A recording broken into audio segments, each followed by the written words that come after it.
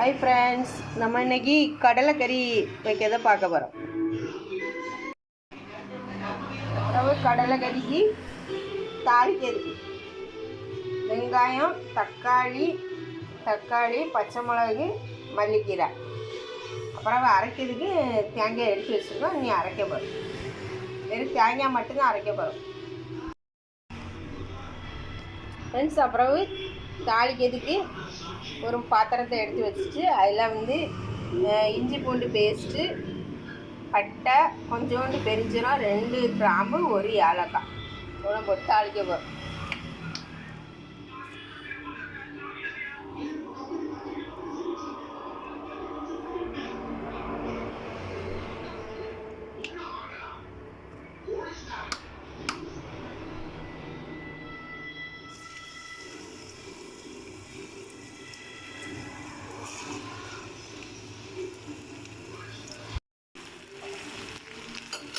அதுக்கப்புறம் பட்டை, பெருஞ்சீரகம், ஏலக்காய், கிராம்பு போடுவோம்.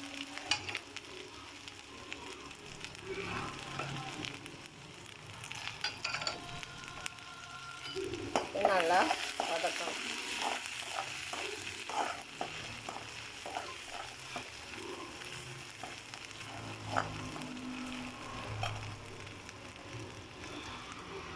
அப்புறம் உள்ளியும் தக்காளியும் போட போகிறோம்.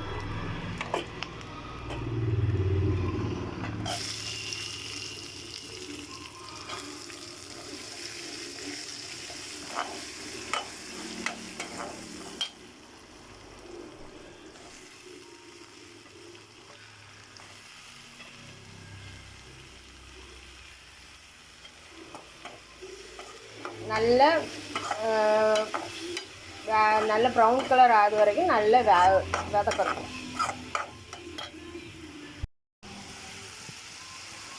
அப்புறம் உப்பு போட்டுக்கணும் கொஞ்சம். அப்போ தான் சீக்கிரம் வெங்காயம், தக்காளி நல்லா வதங்கும். 5 நிமிஷம் இப்படி மூடி போட்டு நம்ம வச்சிட்டோம்னா அந்த உள்ளி தக்காளியெல்லாம் நல்லா வதங்கிடும்.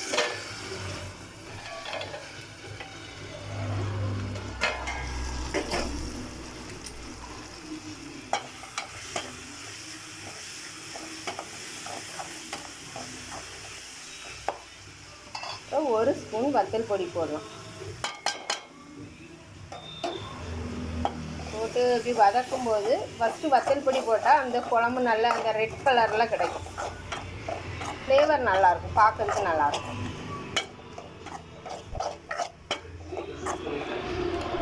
இந்த மல்லிப்பொடி போடலாம்.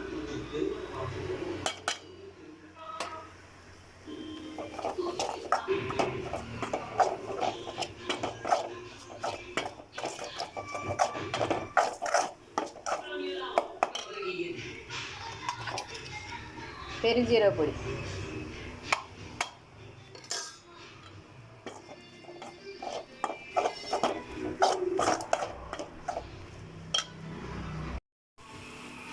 கொஞ்சோண்டு ஜீரக பொடி போடணும். போட்டு அப்புறம் மல்லிக்கீரை போடணும். போட்டு வதக்கணும். வதக்கிட்டு கடலை உப்பு போட்டு அவிச்சு வச்சுருக்கோம், அதை போட்டுரும்.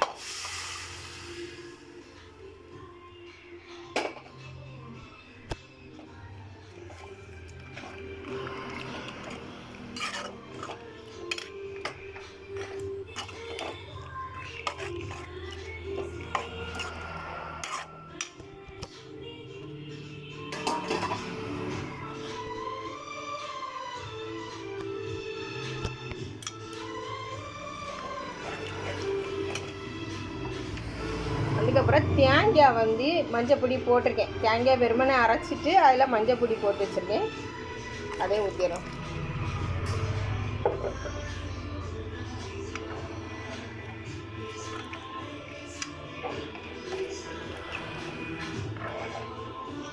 சரி, நல்லா கொதிக்கட்டும். ஓகே ஃப்ரெண்ட்ஸ், இப்போ கடலை குழம்பு ரெடி ஆகிடும்.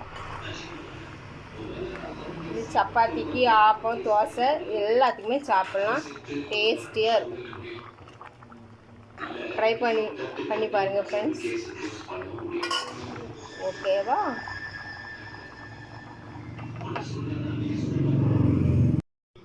மினி ஆப்பம் சுட போகிறோம், குட்டி ஆப்பம்.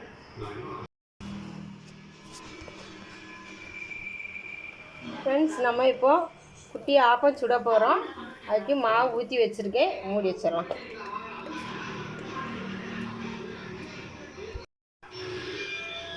ஃப்ரெண்ட்ஸ், இப்போ ஆப்பம் வெந்துடுச்சு.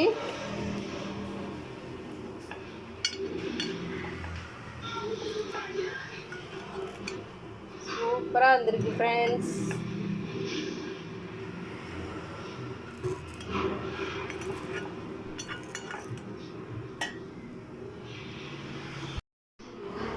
ஹாய் ஃப்ரெண்ட்ஸ், பாருங்கள் குட்டி ஆப்பம் எவ்வளோ சூப்பராக அழகாக பஞ்சு போல் இருக்குது.